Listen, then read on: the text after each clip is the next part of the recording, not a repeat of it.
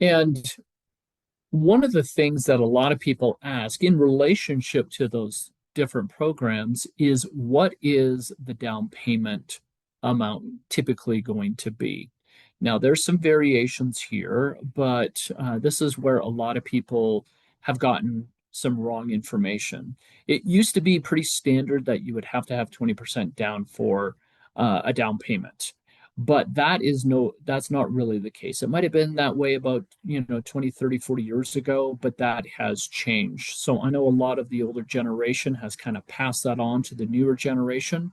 So a lot of people are waiting to save up 20%. In the meantime, they could have been able to get into a home. So here's kind of a snapshot here of what those down payment percentages are.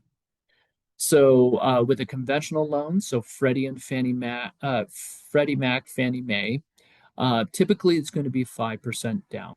Now there are some first-time homebuyer options that do allow for as little as 3% down, but there's some caveats that go along with that. I've helped several people just do that minimum down payment, which made sense for them financially. FHA is pretty standard with 3.5% down.